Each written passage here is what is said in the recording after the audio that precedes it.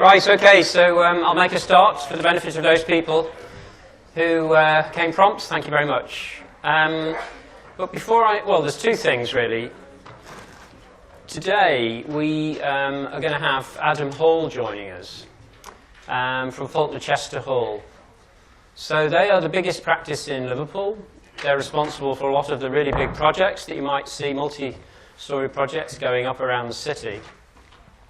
And I know many of the staff that are working for Adam because of the work I do for the RIBA, monitoring and mentoring students in their early years. So it's an okay place to work. And ironically, Adam used to work for me years ago.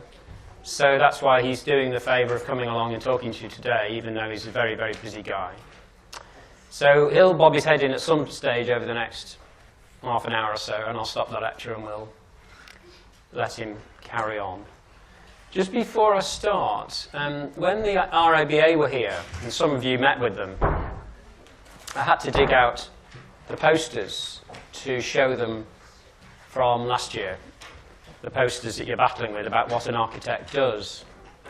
And when I reflected on them, the vast majority, although they're really fun posters, and in terms of getting a message across, per se, most of them are really good. But what they aren't good at, the vast majority weren't good at, is explaining to your dad what an architect does, or to your head teacher that you used to, where the school used to go to, what an architect does, or to your bank manager, what an architect does.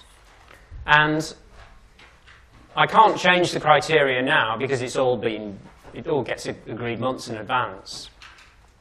But I would ask you to just try and imagine who it is that's going to go on the escalator and the London Underground past your poster. You know, is it your auntie or one of your friends who's maybe doing geography at the university? And imagine them looking at this poster and it's sort of clicking with them that actually an architect does more than just, you know, soft pencil designing. They do lots of other things. So that the poster communicates to that member of the general public or the business community or whatever it is, not just to me as your tutor. It's not the same poster that you normally are doing for other people around the university, where they make you put a poster together to try and get across the key aspects of a particular topic, be it acoustics or technology or something. This one is trying to attract the attention of the general public.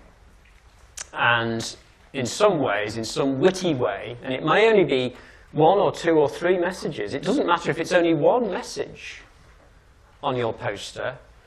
That's fine, because in your A4 written thing, you can show off by showing how much you know about health and safety or site inspections. You can sort of tell me that I know all the stuff.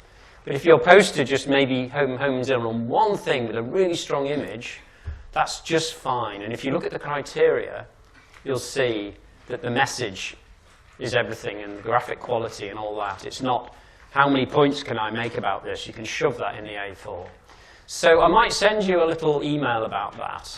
As I say, I was just very, very slightly, not embarrassed, but I sort of wasn't as proud of these posters as I thought I was going to be when I dug them out from last year, when I re-looked at them again, and I persuaded the RIBA what a great idea this was, and it's all on the London Underground. I thought, well, actually, the posters are more like they're communicating to a tutor at the university. So have a think about that. And remember, I don't rush off after these sessions, even if we get turfed out, because there's another group coming in. I'm happy to go out there and talk to anybody about their poster if anybody wants to. I'd much rather you did that than email me, please. Because normally the answer is very simple and straightforward, and I can do that verbally. Emails tend to get rather long and protracted. So I know you're probably rushing off to go somewhere, but I'm not, and I'm always here a little bit early as well, but I'd rather speak to you at the end, so feel free to do that after. Okay, so today we're talking about the architect in business. So the backdrop, well, okay, so here we go. No.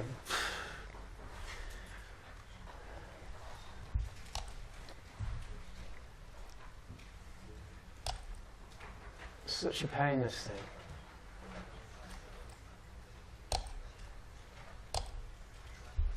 Yeah. So what we're going to cover is practice management, forms of trading, that's to say if you're going to start a business tomorrow, what are the legal entities, fees, a little bit about how you charge clients for the work you're doing, finances, so a little bit about how you don't go bust and how you make money, human resources, because you're employing people. So there's all sorts of legal requirements when you employ people, as those of you know who've gone and worked at the same time as studying. And then finally, a little bit about marketing and PR. So these are all things that you really, really need to know about if you're going to set up a business and trade as an architect. It seems a long way away, I know, to you this morning, and I'm sure your hearts are sinking with the idea that you've got to sit through all this. But imagine that maybe next year you're very courageous and you think, I know what, I'll just start a business because I know quite a few people. I can design some one-off houses. I'm really good as a designer. I'll just get planning for people. And me and two friends from college, we're going to just set up. If you were to do that, there'd be a number of things you'd need to think about if you were going to make a go of it and not lose money. So just try and imagine what it's like if you're going to start a business or for the boss that you're about to work for running a business. So the backdrop of this is the very first lecture I gave you, the library project. Of course, that wouldn't have happened if my company hadn't been a viable business with staff to draw upon, with indemnity insurance, we wouldn't have been considered. So the backdrop of all of that was the fact that we were already a proper, organized company that people trusted. So there we are, halfway through, and next week it's health and safety. So, practice management. Before you can do anything, you've got to get the work somehow. You've got to encourage people to give you a job. So the first thing that we're going to talk about is marketing. When you've got the work, you've then got to negotiate a deal so that you make sure you're going to get paid for what you're going to do. If you're going to employ people, you have to manage those people, how they're working, what they've got to do by when, and be nice to them, or else they're going to buzz off and go and work for somebody else. Inevitably, you have to pay people. So you have to manage the money coming in from the clients, to paying this stuff out to the staff and paying the rent, etc. And then there's the whole business about managing the design process, which we've talked about a little bit, but then it becomes a thing where you have to run a job efficiently or you're going to lose money. So Design Group, my practice, we had a turnover of about £500,000 and we employed about 8 people. That's the sort of turnover you'd need if you're going to employ 8 people. We've had good years and bad years. So we've had good years when we've taken, considerable amounts of money out of the house, being able to do a nice big extension to the back of my house, using the profits, all the rest of it. We've also had bad years when the 2008 recession was cutting in. My son was studying medicine at Sheffield, and there was a point where he was getting loads of bursaries because I was earning so little money. I was earning less money than his girlfriend, whose dad was a bus driver. It's a really, really tough time for architects. I mean, he did all right out of it because he got all these bursaries, but it can go up and down. Just because you're the boss doesn't necessarily mean to say you're going to earn a shed load of money.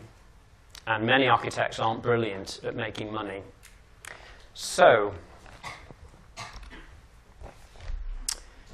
Architects, unfortunately, some of this comes in the exam, but don't worry, we'll revise it later.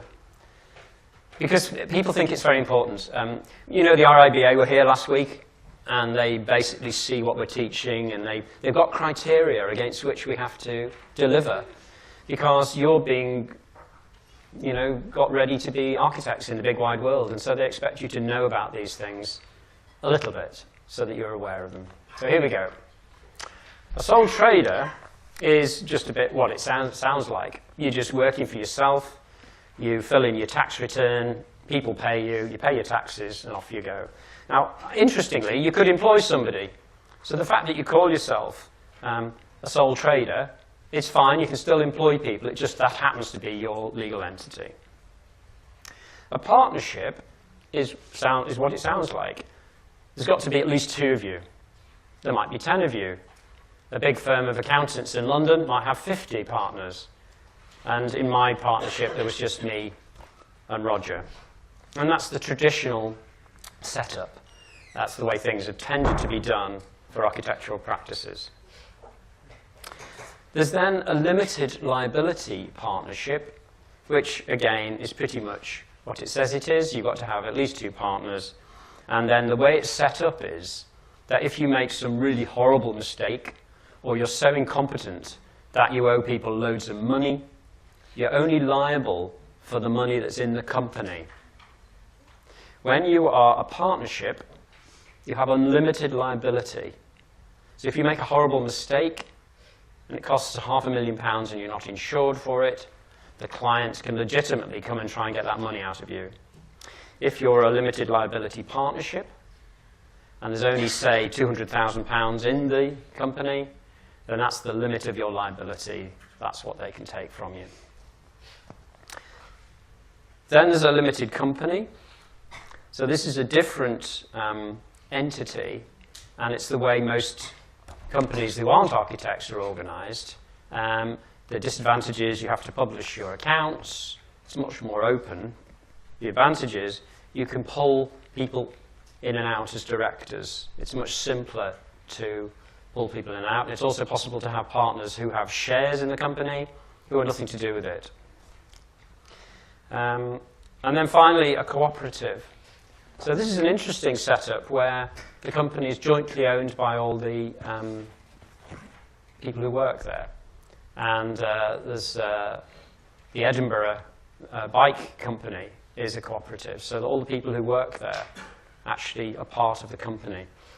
Ted Cullinan's office, very good firm of architects, they're a cooperative, so that the company is basically owned by the people who work there. Now that's not to say that they all get paid equally.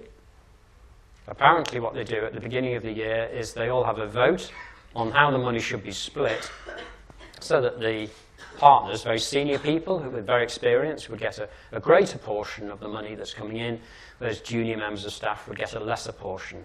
But the fact is that the company is owned by the staff. DGC, my company, are an LLP. We were a partnership, and then about 15 years ago we changed to be a limited liability partnership, so that we had protection if we made some horrible mistake and people came to sue us.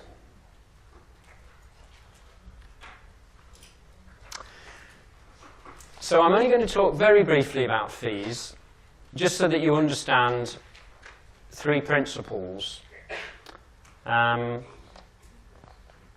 Traditionally, and quite unusually really, architects have charged as a percentage of the construction cost.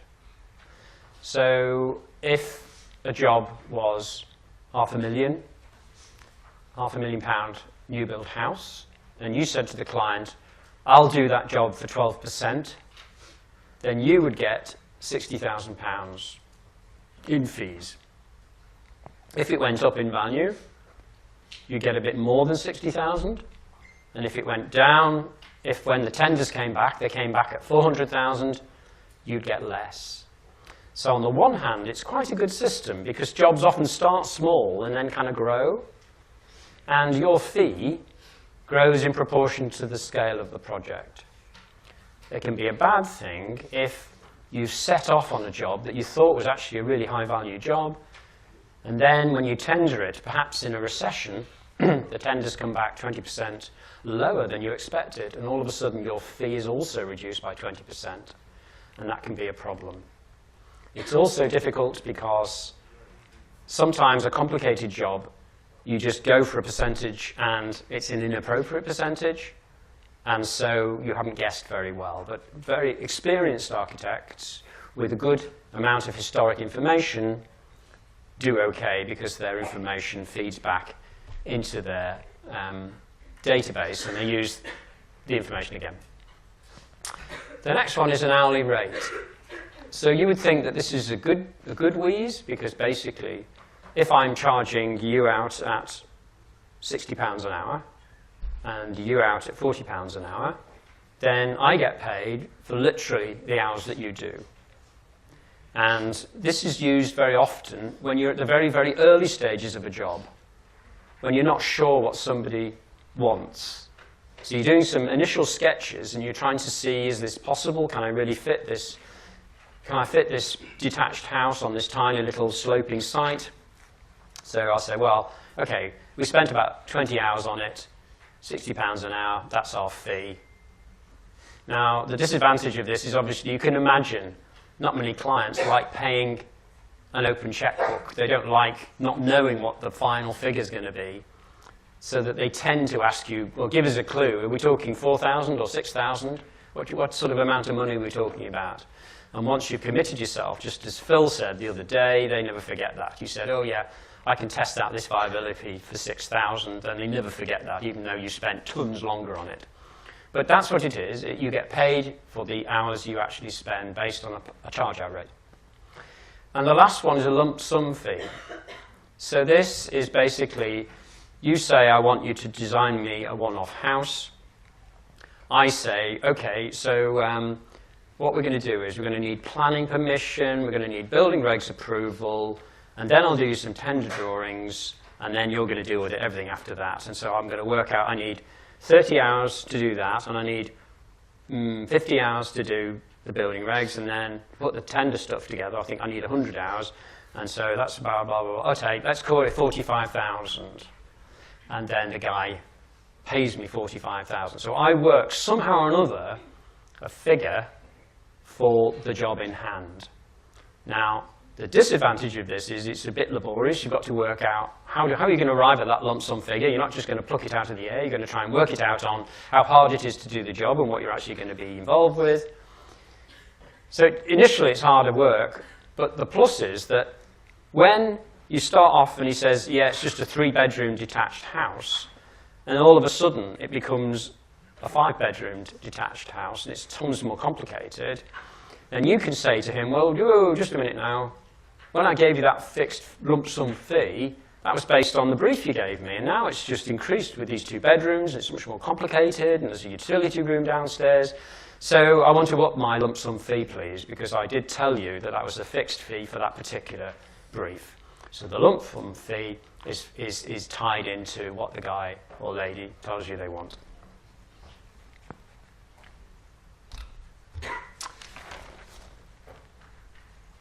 Just out of interest, the Learning Resource Centre, the library, the first project we did, was indeed done on a percentage fee of, I think it was 6%, or it might have been 5.9% or something. So that was a £3 million job for 6%, which is whatever it is, 180,000 or something, I can't remember now. Just to give you an idea. Right, so finances.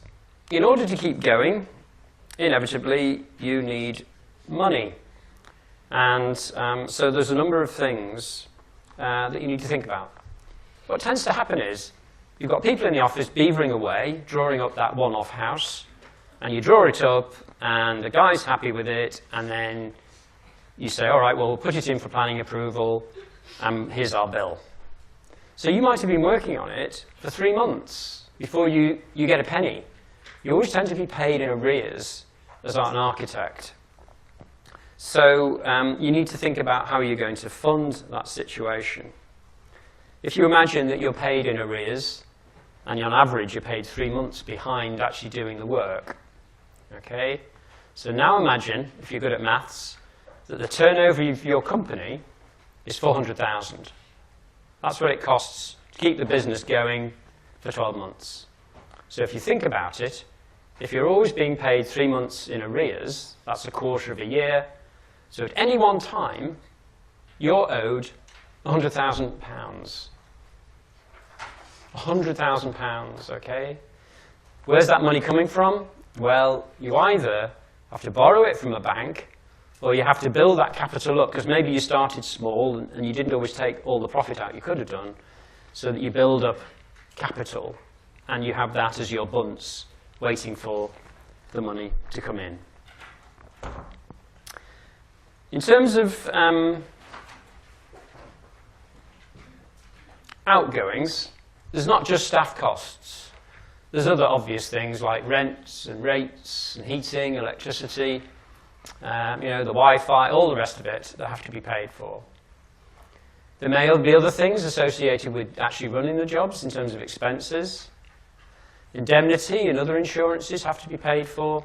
And then, of course, there's equipment costs and IT. And under IT these days, the licenses for running Revit and things like that could be tens of thousands of pounds. We could ask Adam when he comes how much his bill is for the licenses to use the CAD programs he's using. Loads of money. And so all of these things have to be paid for. As I said, our turnover at DGC was about £500,000. We had about 7 staff.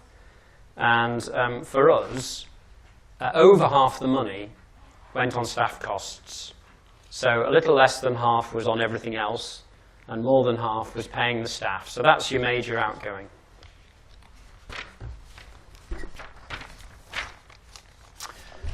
So now you've got your business going.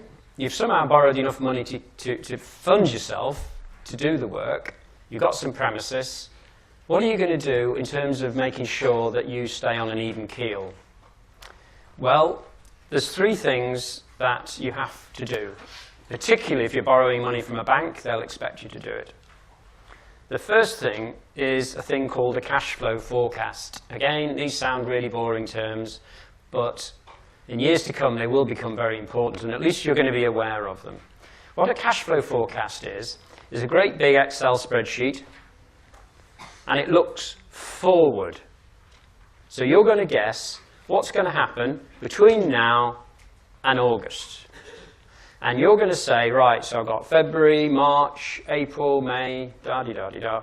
I know I've got these jobs, and so Mr. A is going to pay us 10 grand in March, and Mrs. B is going to pay us 15 grand in May, and you add them all up, and then you can say what the money is each month over the next 6 months, because obviously architectural projects tend to have quite a long lifespan. So you'll pretty much know what work you're going to be doing for the next 6 months, so you can put that all in. And underneath, you start putting in all the outgoings. So obviously you've got your staff costs, you might have to pay the rents one month, you might have to pay the lease on the Revit software another month, and you put all those underneath, and it comes to a thing at the bottom. And obviously the trick is that all your outgoings are less than your income. Because what you do is, if we take February, supposing we've got £20,000 coming in and £15,000 going out, well, the good news is that your bank account is going to be £5,000 better off. Then when we get to March, same thing. We might have £40,000 going in and £35,000 going out. Lo and behold, your bank account has gone up another 5,000, so that's plus 10. And so along the top is the predicted bank balance. Now, of course, sometimes it's going the other way. For whatever reason, your outgoings are exceeding your income. That can easily happen when you get a new job, because you maybe need to employ a couple of staff, but you're not going to get paid for a bit, so the money comes in rather slowly, and you can take a little bit of a dip. What you don't want is a trend where you've got 0 in your bank account, and then -5, and then -10, and then -15, and so it goes on. That's not a good sign, and you will probably have an overdraft limit, which is probably something like 20,000, and when you go beyond that, the bank can say, we're not going to lend you any more money. So cash flow forecast, really important, and the banks would insist upon it. The next thing you do is profit and loss. And this sounds like the same as cash flow, but it isn't. Each month, you work out, okay, we've done this work, we've got this to a really good stage, it's 3/4 finished in terms of the design, we've earned £20,000.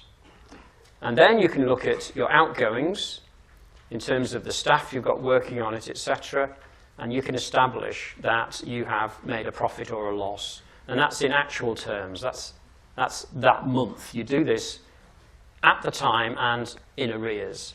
And again, you can see whether or not you're making a profit month on month. And that's a sort of sanity check. And if you're making a profit each month, then the chances are that the bank, eventually the bank account will start going up. But do you remember I told you about that lag?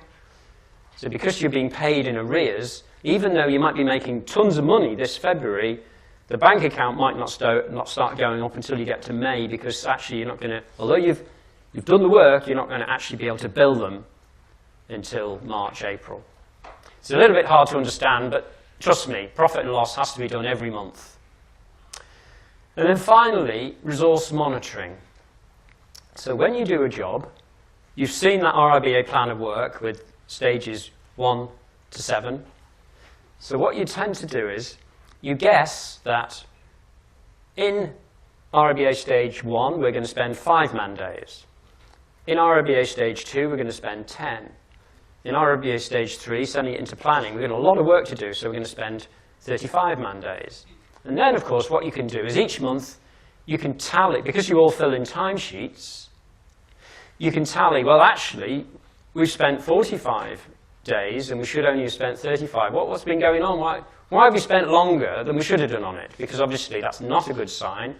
It's likely that you'll end up paying people more than you're going to get in salaries than you're going to get from the client. Now, it might be there's a very good reason why that's happened. That might be the client who's just added 2 bedrooms.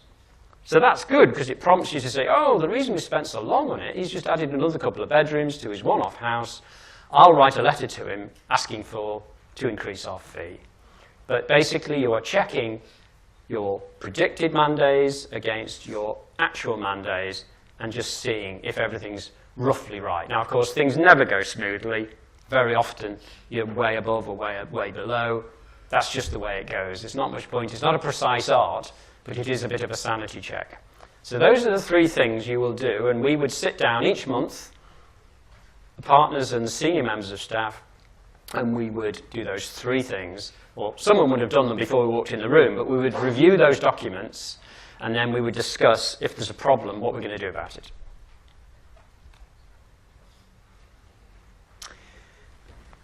If there is a problem, there then can be some difficulties in how you're going to deal with that.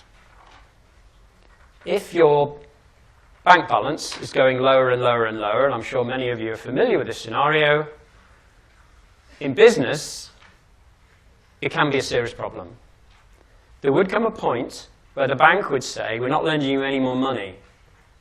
Now, unless you've got rich parents, or you can remortgage your house, or you win the lottery, at that point you're stuck, absolutely stuck, and you can go bust. So if you haven't got enough money to trade, then you literally go out of business. And this is the way most architectural practices fail. Most practices don't fail through lack of profit. They fail because they can't get the money in quick enough to keep going, and then they can't persuade the bank to lend them money. And in that crash of 2008-2010, there was at least 3 substantial practices in Manchester went bust. These are practices with, 20 staff. They went out of business because things were dipping, they couldn't persuade the bank to lend them any more money, and they went bust. So this is a reality. Not making a profit based upon accounts. Well, you might be spending too long on a job. It may be that you're into swanky offices and you need to downsize. It may be that you've got far too many senior members of staff. In a way, my practice is a little bit like that. Because most people have been with us a long time, it means that we've got some very, very experienced members of staff, and we've only got 2 or 3 junior members of staff. So we're a little bit imbalanced. A lot of really rather senior chiefs and not that many Indians. And of course, if you did too many speculative jobs, when Adam comes, hopefully he'll come, we'll see, in his world, because he's a commercial practice, he does lots of speculative work. He does lots of work for nothing in order to get a job. Someone will say to him, I'm thinking of putting a 20-story office block on that site. Can you see whether that's at all possible? And Adam will look at it, and he'll get one of his senior guys to look at it, and they'll go, well, I think you're in with a chance, or no, there's no way. The planners will never let you do that. And you might have to do that for nothing. And then when you've established a viability, then you can move on. But of course, if you do too many of those, no one's paying you. It's no use. You're not going to be able to keep your business going. Finally, spending too long on projects. So I've mentioned the client who changes the brief. And you might be able to ask for more fees. But very often, you guys are all super enthusiastic. We've got lots of enthusiastic architects working for us, and they just love their job. And they just have spent far too long developing the design proposals relative to what the fee is. Now, of course, you're terrible at this at college. You spend hours and hours and hours of your own time because you're passionate about design and that's what you want to do. When you get out in the big wide world of work, it's up to you, but what's unfair is for the boss to expect you, the employee, to spend your weekend working on a project just because it might be a great job for him to get. He has to be fair and reasonable, and this is where sometimes there are difficulties. Okay.